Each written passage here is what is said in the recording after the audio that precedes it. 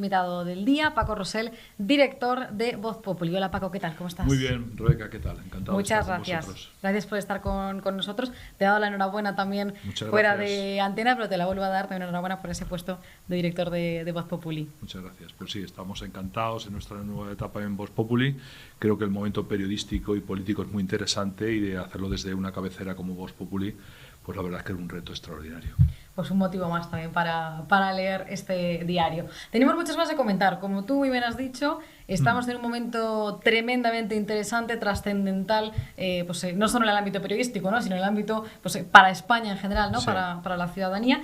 Y este fin de semana se ha celebrado una manifestación en Madrid. Bueno, no sé si tú la calificas como manifestación, acto político, meeting organizado por el Partido Popular, porque en un primer momento sí que parecía una manifestación, ¿no? Convocada pues, contra la amnistía. Sí, bueno, en principio la confusión fue grande por parte del Partido Popular y yo creo que eso es uno de sus errores estratégicos habituales. Yo creo que ha tenido un error de final de campaña, que la última semana pues las desperdiciaron y permitió que Pedro Sánchez le cortara el traje que buscaba de Feijóo. Fue un error.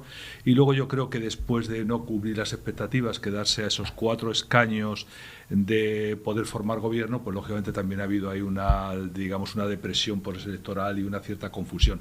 Pero yo del acto del domingo, que fue más bien una concentración estrictamente del Partido Popular, creo que lo que hay que sacar la conclusión es que la gente está muy preocupada por el momento político, está dispuesta a salir a la calle y aunque tenga sus diferencias de criterio con determinadas formaciones políticas del centro-derecha, al final la gravedad del momento es lo que anima a salir. Yo creo que fue un acto muy importante que creo que desbordó incluso las previsiones del propio Partido Popular y espero que también le dan el suficiente al propio Feijóo para encarar esta investidura que, bueno, yo la juzgué, lo he escrito hoy en el periódico, es una investidura híbrida. Es por un lado una investidura y por otro lado una moción de censura hacia el gobierno que ya tiene prácticamente, o la mayoría que tiene cocinada, Pedro Sánchez, ¿no?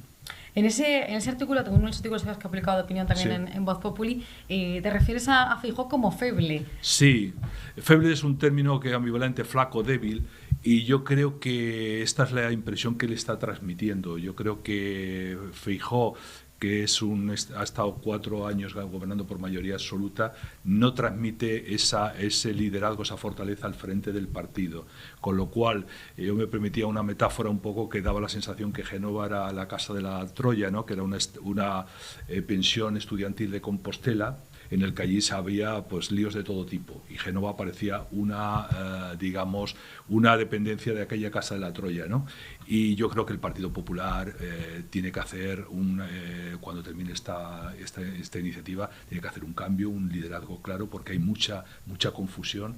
Yo creo que han sido muchas familias juntas en el momento que llegó el propio Feijóo, aunando a mucha gente, y eso se traduce en que no hay un discurso claro y la confusión reinante con relación al acto del domingo pasado, que si no se sabía si era una manifestación, era un meeting, era para todos invitando a las demás formaciones políticas, era un acto estrictamente del Partido Popular, ha contribuido a ello. Y yo creo que el momento no invita a eso. Incluso la intervención de Borja Semper en el debate sobre los pinganillos, ¿no? Que se ha adoptado particularmente. No era el momento de defender el euskera, todos estamos de acuerdo en la diversidad de la lengua, pero ahí lo que estaba en juego es el español como lengua común, que es una parte de la fractura que se quiere generar de España en su conjunto. Y no era esa circunstancia, es un error de libro que el Partido Popular no puede consentirse, ¿no? Yo fui muy crítica, de hecho, en este programa pues, con esa estrategia, ¿no? Que asumió Borja Semper en el Congreso de los Diputados, y yo aseguré que yo creo que ningún votante del Partido Popular ha entendido, ¿no? Que realmente se hiciera esa defensa de no utilizar el vasco en el Congreso de los Diputados hablando vasco. No, nadie lo ha entendido y yo creo que cuando tú tienes y Borja Semper se pasó los siguientes 2 días dando explicaciones, quiere decir que lo has hecho mal y no te has entendido, te has explicado muy mal y sobre todo el mensaje al final favorece la propia confusión que va buscando Pedro Sánchez, ¿no? Como si esto fuera, no, la pluralidad, la diversidad, no, es que aquí lo que se constituye es desintegrar España, que fracturar la lengua común, la lengua que nos comunica a todos, y lógicamente los nacionalistas lo tienen claro, ellos siguen su proceso. Aquí la diferencia es que Pedro Sánchez se ha unado al proceso catalán y ya es el proceso español. porque quiere mantenerse al poder en toda costa. Pedro Sánchez, hay que insistir en una circunstancia: Pedro Sánchez no es rehén de los nacionalistas. Es decir, es un cómplice de los nacionalistas, que ya no son nacionalistas ni tan siquiera eso, que son independentistas declaradamente. ¿Busca Sánchez la destrucción de España, Paco? Bueno, yo creo que Pedro Sánchez es un hombre ambicioso de poder. Busca el poder a cualquier precio y sin reparar en las consecuencias de esa decisión.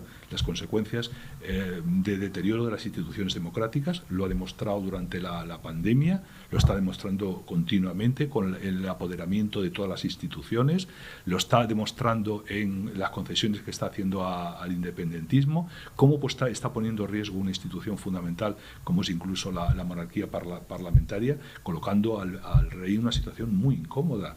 Es decir, cualquiera entenderá que el rey tenga que acceder a la petición que le va a hacer Sánchez de ir a una investidura con aquellos a los que el rey denunció en su discurso del 3 de octubre porque habían puesto en riesgo la democracia española, habían puesto en riesgo la convivencia, y lejos de rectificar su planteamiento, insisten en que lo van a volver a hacer. Ellos no lo niegan, ellos lo dicen clarísimamente. Ahora, entender que el propio Pedro Sánchez se presta y se pone al servicio de ellos por seguir otros 4 años en la Moncloa me parece trágico. Por eso la investidura de hoy no es tal investidura, es mucho más, puede abrir la puerta a un cambio de régimen en España. Ahora en serio también quiero que hablemos un poco más también del papel del rey, pero antes, volviendo a Semper y a esa intervención, ¿no?, que hizo en el Congreso de los Diputados, me interesa saber tu opinión respecto a si crees que es algo que se había consensuado anteriormente con el Partido Popular o que realmente Semper se salió de esa estrategia del PP y sorprendió al resto de diputados, porque también se ha dicho eso, ¿no?, que algunos miembros del Partido Popular, yo no le doy mucha veracidad a esa versión, pero también se ha dicho. Parece que en una reunión que hubo previamente hizo algún comentario que iba a hacer alguna alusión al euskera.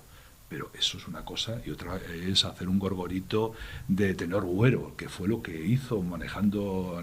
A nosotros no nos interesa ahora mismo que el portavoz del Partido Popular avance en el tema del euskera. Ese no era el debate, porque el euskera es una lengua cooficial en el País Vasco, allí donde no se garantiza el castellano o el español como lengua común para acceso a la función pública de muchas actividades. Lo mismo que ocurre en Cataluña, y realmente nadie se plantearía eso en el Parlamento francés, nadie se lo plantearía en el Parlamento italiano y así sucesivamente. Por eso, cuando lo ha intentado en Europa el ministro Álvarez, no haciendo el papel de ministro, sino haciendo el papel de agente electoral del Partido Socialista y de Pedro Sánchez para conseguir la investidura, le han dicho que no es posible, porque la lengua común es fundamental no solamente para la comunicación, sino para un proyecto de la propia integridad territorial de la nación. Esa es una vía para destruirla, y el que no lo entienda está muy fuera de la realidad, ¿no? A mí me pareció una enorme frivolidad que un partido como el Partido Popular,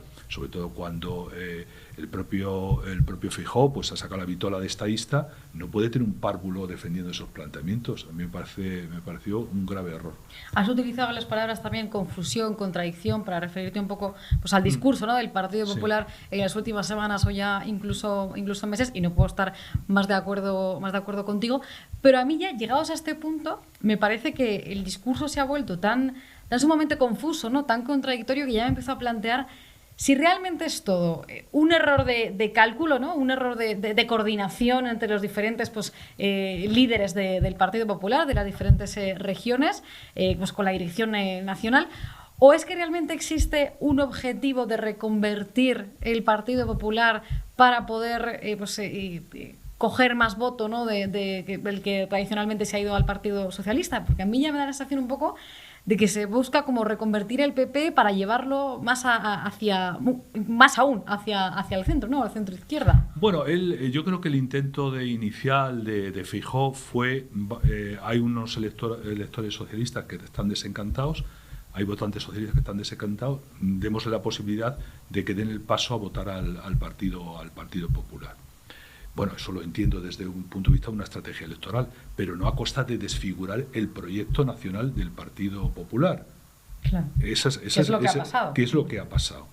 Entonces, tú lo que no puedes decir en campaña que vas a derogar el sanchismo y luego decir que lo primero que vas a hacer es reunirte con Pedro Sánchez y con el PSOE. Eso es imposible. Rogar al sanchismo, que es lo que claro, también claro, es decir, es imposible. Es un desideratum. Y eso fue uno de los errores que se cometieron, porque efectivamente hay muchos que en el Partido Socialista, lo hemos visto en el acto de Alfonso Guerra, de Felipe González, pero que no van a dar el paso. No van a dar el paso jamás, porque ha convertido su partido en su patria, más que en la nación española. No van a romper el carné del Partido Socialista. No van a romper y no van a dar el paso. Y sobre todo la mala acusación que, por ejemplo, uno de los adalides del constitucionalismo en el Partido Socialista, que es el presidente castellano-manchego, Emiliano García Paje, pues dijo, no, es que nosotros no podemos favorecer el transfugismo. Y yo digo, pero si el primer tránsfuga es Pedro Sánchez. Ya lo fue en su momento, cuando rompió la disciplina de partido, cuando se negó a acatar la directriz de su partido para abstenerse en la votación de Feijóo en el año 16, ¿no? Pero es que es un tránsfuga porque va ahora a hacer lo contrario que recoge su programa electoral. En su programa electoral no figuraba la amnistía, en su programa electoral no figuraba la consulta. Es más, figuraba todo lo contrario. Él se comprometió a traer a Puigdemont y ponerlo entregárselo a los jueces para que fuera juzgado. Es decir, Sánchez es el primer tránsfuga del Partido Socialista. Y ese además es uno de los argumentos que las sentencias, y yo lo he explicado esta mañana en el artículo en Vox Populi, uno de los principales de los argumentos tanto del Tribunal Constitucional y del Tribunal Supremo para garantizar que por encima de la disciplina partidaria la libertad de voto, que el voto no sea imperativo, tienen derecho los propios diputados. Primero, que se quebrante el programa electoral, clarísimamente en este caso, o se quebrante la Constitución, que está clarísimo en ambos casos, porque la amnistía no tiene cabida en la Constitución, de ninguna de las maneras. La amnistía es cuando hay un cambio de régimen. Si él quiere utilizar la amnistía, que es lo que va a buscar para cambiar el actual régimen español, dándole, digamos, la impunidad a los golpistas del 1O. Por eso muchas veces cuando se habla de desjudicialización de la política, ¿qué quiere decir? Impunidad a los políticos para que hagan lo que quieran. Y ese es el camino que se nos va a llevar. Todo esto se nos va a envolver convenientemente, que no figure la palabra amnistía, pero en la práctica va a producir esas circunstancias, todo para conseguir el voto de la quinta fuerza política en Cataluña. Pues la quinta fuerza política está condicionado no solamente la investidura, sino el futuro de España. Centrándonos en el debate de investidura, que si nos ponemos en el momento en el que el debate de investidura de Feijóo no sale adelante y nos encontramos con que Sánchez sí que acepta esa amnistía y quiere presentarse también a su respectivo debate de investidura para convertirse en presidente. El papel del rey, ¿puede hacer ahora mismo el rey Felipe VI para impedir que eso ocurra, para impedir que se conceda esa amnistía que, como tú muy bien has comentado, pues es inconstitucional? ¿O se puede esperar? ¿Qué podemos esperar de la postura del rey si llegamos a ese caso? Pues es un dilema importante, porque el rey tiene una serie de atribuciones constitucionales que si fuera el presidente de la República Italiana o el presidente de la República Portuguesa las podría aplicar. Y de hecho lo han hecho muchas veces los presidentes de la República Italiana, negándose a la formación de determinados gobiernos, o en el caso de Portugal también han hecho lo propio. El problema es que el rey no tiene capacidad de veto. Entonces, él que figura como cabeza de la nación, garante de la unidad y la integridad territorial del país, que fue uno de los argumentos que manejó en su histórico discurso del 3 de octubre para apelar a las instituciones que frenaran el golpe de Estado que se había producido en Cataluña, ahora se ve preso de esa circunstancia. Solamente yo veo una posibilidad, y es la siguiente: si falla la moción de la investidura de Feijóo, que cuando vaya Sánchez le diga, usted me está garantizando unos apoyos, que vengan aquellos que dice usted que le apoyan aquí a la zarzuela y me lo comenten. Que no quieren ir. Como no quieren ir, pues lógicamente, hasta que no se produzca esa circunstancia, el plazo va pasando, y si en 2 meses aquellos que dicen que van a apoyar a Pedro Sánchez no concurren, no se presentan, pues que pase ese tiempo, esos 2 meses, y haya elecciones anticipadas, que es lo razonable que debiera pasar. Lo citaba yo en el artículo de esta mañana en Vox Populi, un precedente.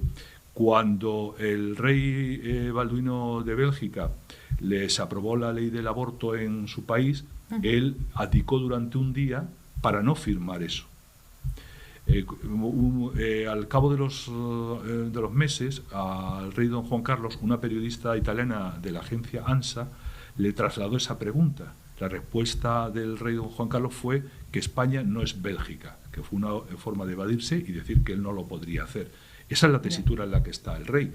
Pero ¿os imagináis que después del golpe de Estado de Tejero se hubiera presentado en una investidura un gobernante ante el don Juan Carlos y dijera que tiene el apoyo, eventualmente hubiera tenido el apoyo de fuerzas que estuvieran, digamos, los parámetros o apoyando el golpe de Tejero?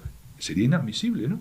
Pues, sin embargo, ahora se va a aceptar con una naturalidad terrible, terrible. Y es exactamente en los mismos términos, con una consecuencia. Es verdad que Tejero puso en riesgo la democracia, pero no la integridad territorial de España. Estos ponen en riesgo la democracia española y la integridad territorial de España. O sea, es mucho más grave. Pero claro, estamos ahora mismo, como han dicho ilustres politólogos, que las democracias ya no se destruyen con golpe de Estado militares, se destruyen desde dentro. Y este es el proceso del que participa Pedro Sánchez, y de ahí la gravedad de si consigue ser investido en el caso de que fallara la investidura de Núñez Feijóo.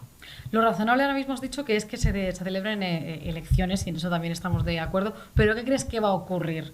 ¿Qué es lo que ves más probable ahora mismo? Porque yo personalmente, según pasan los días, veía más probable esa convocatoria de elecciones, pero después de lo que ha dicho hoy Esquerra, que ya tienen pues toda la parte política hablada y para la amnistía y solo les faltan unas cuestiones técnicas, ya ahí empiezo a dudar un poco. No, yo siempre he tenido claro que no va a haber elecciones anticipadas, porque Sánchez nunca ha querido y porque tiene cocinado ese pacto. Lo único que está esperando que ese pacto, que ya está cocinado, ya está guisado, que venga y se sienta a la mesa Puigdemont y se le haga un recibimiento extraordinario a aquel que iba a traer esposado para que la justicia lo juzgara. Va a aparecer un Tarradellas. Es decir, un Tarradellas, porque eso es lo que supone la amnistía. La amnistía significa que ellos, los golpistas del 1, no han cometido ningún delito, porque la amnistía borra el delito, no la pena del delito. Eso es el indulto.